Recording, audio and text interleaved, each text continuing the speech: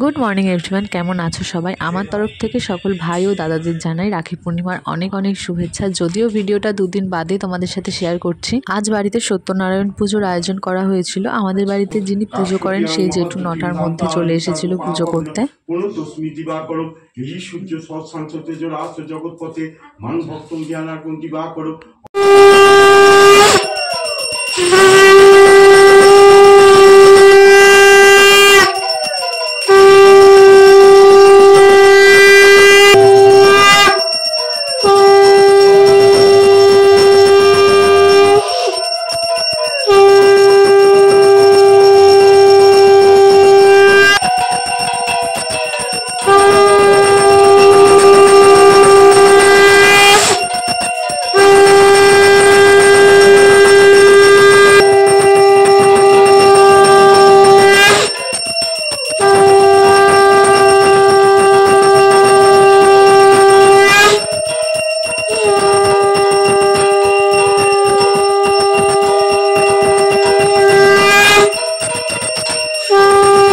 পুজো শেষ হয়ে যাওয়ার পর দিদি আর আমি সবাইকে প্রসাদ দিয়ে এখন নিজেরা প্রসাদ খাচ্ছি। দুটোর পর ভালো সময় ছিল রাখি পরানোর, তো তখন আমি আমার দুই দাদাকে, মানে এই বাড়ির দুই দাদা ভাই সবাইকে রাখি পরিয়েছিলাম। বোন এসেছিল ওর দাদা আর ভাইদের রাখি পরানোর জন্য। এখন মা আর সোনামা বোনের ছেলেকে রাখি পরাচ্ছে।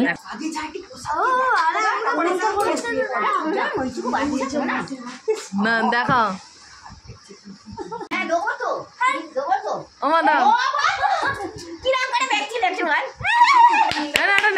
সকালের দিক থেকে তো সব ঠিকঠাকই ছিল। হঠাৎ করে দুপুরবেলা একটা বাজে ঘটনা ঘটে যায়। স্লিপ কেটে মা বাথরুমে পড়ে গেছিল। এবার তখন ততটা বুঝতে পারেনি, সাথে সাথে বরফ জল টল দেওয়া হয়েছিল। বিকেলের দিক থেকে মায়ের পায়ের আঙুলগুলো একটু একটু করে ফুলতে শুরু করে। তো একরকম জোর করে মাকে একটু এক্সরে করতে নিয়ে যাওয়া হয়েছিল। এক্সরে রিপোর্টে ধরা পড়ে যে মায়ের পায়ের বুড়ো আঙুলের যে পাশের আঙুলটা আছে ওটাতে একটু চির ফাটা ধরেছে। এই কদিন তেমন কোনো হাড়ের ডক্টর নেই, বুধবার দিন আসবে, সেদিনই মাকে দেখানো হবে। আমার মা বাবা এসেছিল দেখা করতে, মা বাবা বাড়ি চলে গেল আর আমি যাচ্ছি আমার 3 ভাইকে রাখি পরাতে। প্রথমেই চলে এসেছিলাম আমার সেজো কাকার বাড়িতে। ঠিক আছে, দেখে দেখালে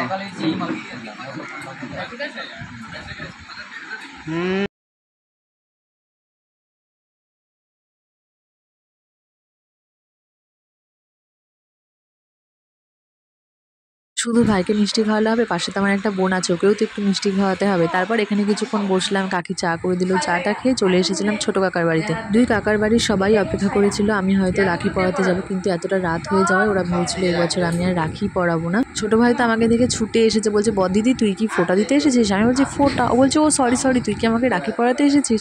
এত দেরি করলি কেন? সকালবেলায় আসতে পারতিস। তোমরা তো দেখলে আমি ভাইকে মিষ্টি খাওয়াচ্ছি, কিন্তু যেটা তোমরা দেখলে না সেটা হচ্ছে ও আমাকে মিষ্টি খাওয়ানোর আগে 1 গ্লাস জল নিয়ে এসেছে, বলছে না মিষ্টিটা খেয়ে জল খা।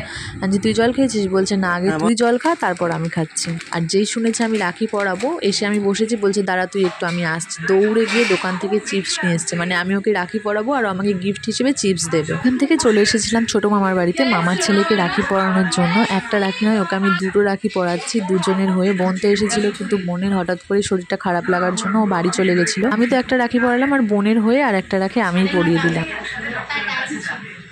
আরে আমি তো বেরোবো সন্ধ্যের সময়, মায়ের ওই রকম হলো যে তারপরে আবার এখান দিয়েই গেছি কাকার বাড়ি গেছি। হয়েছে সন্ধ্যেবেলা হয়েছে তো তোমার দুপুরবেলায় পড়ে গেছে।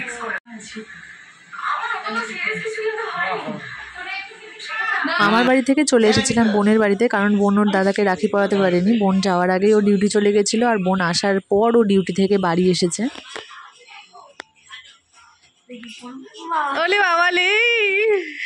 গিফট পেয়ে বোনের রিয়াকশনটা কী ছিল সেটা না হয় আমি তোমাদের সাথে একটা আলাদা শর্টসের মাধ্যমে শেয়ার করবো। চলো এখন তাড়াতাড়ি বাড়ি যাওয়া যাক। ওদিকে মা একা নেই, যদিও সোনা মা রয়েছে। আজকের ব্লগটা অনেক কিছু মিলিয়ে মিশিয়ে ছিল। আজকের ব্লগটা কেমন লাগলো অবশ্যই কমেন্ট করে জানাবে। ব্লগটা এন্ড করার আগে আমি আজকে কি সেরা গিফট পেয়েছি দেখে নাও। 3 বছর ধরে আমি আমার ভাইকে রাখি পরাতে পারি না ঠিকই, কিন্তু আমি ওকে প্রতি বছর একটা করে রাখি সাথে দিয়ে দিই। ও আজকের দিনটা মনে করে ঠিক রাখি পরে নেয়, আবার আমাকে ছবি পাঠায়, আবার ভিডিও কল করেও দেখায়। এই ফটোটাই আজকে আমার কাছে সেরা গিফট। চলো আজকের মতো টাটা।